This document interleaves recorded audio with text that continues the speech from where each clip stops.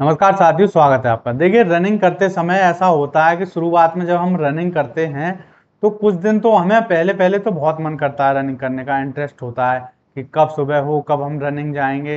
एकदम हंसते खेलते हर कोई रनिंग जाता है। लेकिन क्या होता है कि 7-8 दिन या 10 दिन बाद, कुछ समय बाद वही रनिंग, सुबह उठना और रनिंग करना एकदम बोरिंग सा लगता है। मन एकदम भागने लगता है कि क्या रनिंग करें, मतलब रनिंग करना अच्छा नहीं लगता।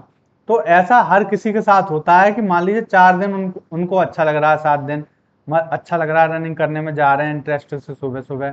लेकिन उसके बाद 1-2 दिन आपको ऐसा लगेगा कि आज रनिंग नहीं कर रहे, क्या रखा है रनिंग में। तो ये सबके साथ होता है। तो इसीलिए कब ब्रेक लेना चाहिए और क्या नहीं, इंटरेस्ट कब आएगा आपको, तो उसके लिए सबसे जरूरी है हर चीज में ब्रेक लेना। तो आज की वीडियो में हम बात करेंगे कि कितने दिन रनिंग करनी चाहिए और कितने दिन रनिंग के बाद ब्रेक लेना जरूरी है और कितने दिन का ब्रेक ले सकते हैं। अब मान लीजिए आज हो गई 30 सितंबर, ठीक है। तो आज मैं ये मान के चल रहा हूं जिसने 1 तारीख से रनिंग की है, 1 सितंबर से, तो आज उसको कितने दिन हो गए होंगे? 30 दिन। अब 30 दिन रनिंग होने के बाद मान लीजिए आज हम बात करेंगे कि अब उसको क्या करना चाहिए, और ब्रेक की बात करेंगे कि जैसे कभी कभी मन नहीं करता है तो वो इसीलिए नहीं करता है क्योंकि ब्रेक, अगर कोई लगातार डेली रनिंग कर रहा है तो उसको बहुत ही ज्यादा यही होगा कि कभी मन नहीं करेगा, कभी भागने का मन नहीं करेगा, कभी शरीर साथ नहीं देगा। तो आज की वीडियो में हम यही देखेंगे कि अब मान लीजिए 5 दिन किसी ने दौड़ लगाई, यदि 5 दिन लगातार रनिंग की है किसी ने, तो वो 1 दिन का ब्रेक ले सकता है, ठीक है। छठे दिन यदि 7 दिन लगातार दौड़ लगा ली उसने, तो वो 2 दिन का ब्रेक ले सकता है। बस इतना ले सकते हैं। 5 दिन से पहले आप ब्रेक नहीं ले सकते। 5 दिन में यदि आपको छठवें दिन मन नहीं कर रहा लगाने का, या आपकी बॉडी थकी हुई है, क्योंकि मसल्स को रिकवर होने में 24 घंटे पूरे लगते हैं और कभी कभी 48 घंटे भी लगते हैं। तो यदि आपके 5 दिन रनिंग करने के बाद छठे दिन आपको रनिंग करने का मन हो रहा है, आपके कहीं भी दर्द नहीं हो रहा है, तो आप 7 दिन तक रनिंग कर सकते हैं लगातार, संडे से सैटरडे तक। और संडे को आप 8वें दिन ब्रेक ले सकते हैं। 1 दिन का चाहे 1 दिन का लीजिए, या फिर 2 दिन का, जैसी भी आपकी बॉडी रिकवर होने में टाइम ले, ठीक है।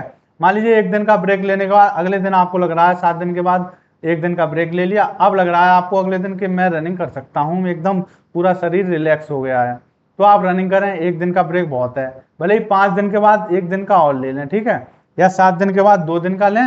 तो क्या करना चाहिए? अब मान लीजिए किसी बच्चे ने 2 दिन का ले लिया, हम चल रहे हैं सोच के कि 2 दिन का यदि किसी ने ब्रेक लिया है और 7 दिन वो रनिंग लगा चुका है, तो अब उसको कितनी रनिंग करनी चाहिए? मान लीजिए 7 दिन जो उसने रनिंग की है, वो मान लीजिए उसने 2.5 किलोमीटर की है। तो अब जब वो 8 में 2 दिन का ब्रेक लेके रनिंग करने आएगा तो उसको 1.5 किलोमीटर रनिंग करनी है, ये नहीं है 2.5 किलोमीटर पे ही शुरू कर दे। जब इस दिन लगा ली तब अगले दिन से 2.5 किलोमीटर पे आए जितनी वो है, तो उसको आधी रनिंग करनी है। मान लीजिए कोई 3 किलोमीटर रनिंग कर रहा है, अब उसने 2 दिन की छुट्टी ले ली, ठीक है, गैप कर दिया। तो जब वो अगले दिन जाएगा 2 दिन बाद, तो उसको 1.5 किलोमीटर की रनिंग करनी है। उसके बाद अगले दिन से 3 किलोमीटर पे आना है। ये होता है नियम। अब बात करते हैं कि यदि कोई आज तक 30 दिन हो गए लगातार रनिंग करते हुए और कोई 3 किलोमीटर पे पहुंच चुका है या 2.5 किलोमीटर पे पहुंच चुका है, लड़की हो या लड़का, सबकी बात कर रहा हूं मैं। तो यदि कोई 2.5 किलोमीटर पे या 3 किलोमीटर पे पहुंच चुका है, या 4 किलोमीटर पे भी पहुंच चुके हैं लोग, और 5 किलोमीटर पे भी पहुंच चुके हैं, तो अब क्या करना चाहिए? क्या उनको डेली 5 किलोमीटर ही लगानी चाहिए, या फिर कुछ कम करनी चाहिए, या फिर रेस्ट करना चाहिए? रेस्ट की तो मैंने आपको बता दी, 5 दिन में 1 दिन का ले सकते हैं और 7 दिन में 2 दिन का ले सकते हैं। अब यदि कोई 4 किलोमीटर 5 किलोमीटर रनिंग कर रहा है, तो अब क्या हम 10 किलोमीटर भागें या 6 किलोमीटर, कितना भागें? तो एक नियम होता है इसका कि यदि आप 7 दिन लगातार रनिंग कर रहे हैं या 6 दिन आपने लगातार रनिंग कर ली, 30 दिन आपको रनिंग करते हुए हो गए, 30 दिन रनिंग करते हुए हो गए, तो अब ये नियम आपको फॉलो करना है कि 7 दिन में जब आप रिलैक्स करें, मान लीजिए 6 दिन आपने रनिंग कर दी, 7वें दिन आपको क्या करना है? 7वें दिन आपको लॉन्ग रनिंग करनी है, ठीक है। लॉन्ग रनिंग में क्या होगा? कि आपको दूरी नहीं देखनी है। यदि आप 3 किलोमीटर भाग रहे हैं तो भले ही आप 5 किलोमीटर में थकें, जब और धीरे धीरे ही भागना है जितनी स्पीड से आप भागते हैं। तो लंबी रनिंग करनी है, गोले में करें या फिर किसी भी ऐसी जगह चले जाएं जहाँ आप लगातार लंबी दूरी तक जाते रहें, आपको कोई वो ना हो। तो आपको टाइम तो देखना ही है कि मैं कितनी देर भागता था डेली 7 दिन तक। तो उतनी देर में वो टाइम पार करने के बाद जब तक आपके पैरों में मतलब थकान ना हो, आप थक ना जाए पूरी तरह, तब तक आपको रनिंग करनी है। 30 दिन जो रनिंग कर चुके हैं वो मतलब उनको पूरा अपने अंदर की ताकत पूरी देखनी है कि अब मैं लगातार कितनी देर तक रनिंग कर सकता हूँ। ठीक है, तो उससे क्या होगा, आपकी जो भी 1 महीने में या 20 दिन में जो आपके अंदर ताकत आई है, स्टेमिना बना है, वो और ज्यादा इंक्रीज होगा, डबल हो जाएगा वो पहले से। तो लॉन्ग रनिंग करनी है आपको। जो भी बच्चे 25 दिन से ऊपर रनिंग करते हुए हो गए हैं, तो वो 7 दिन में एक बार जब भी ब्रेक लें, जैसे मान लीजिए 5 दिन में आपको ब्रेक चाहिए, तो 5वें दिन आपको एकदम रनिंग लंबी रनिंग करनी है।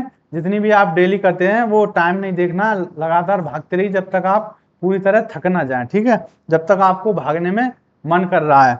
और कोई 7 दिन बाद ब्रेक लेना चाह रहा है 2 दिन का, तब भी 7वें दिन उसको लंबी रनिंग करनी है। तो ये तो नियम हो गए रनिंग के।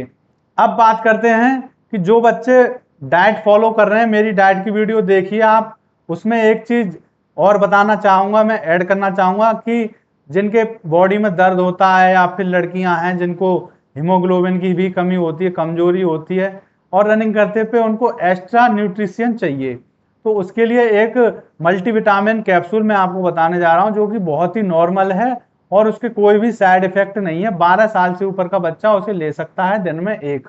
ठीक है, दोपहर में आप इसको ले सकते हैं डेली। और इसका नाम है बीको जिंक। ठीक है, बीको जिंक। ये कैप्सूल आप मार्केट से ले आइए, डॉक्टर रेडी का है ये, डॉक्टर रेडी।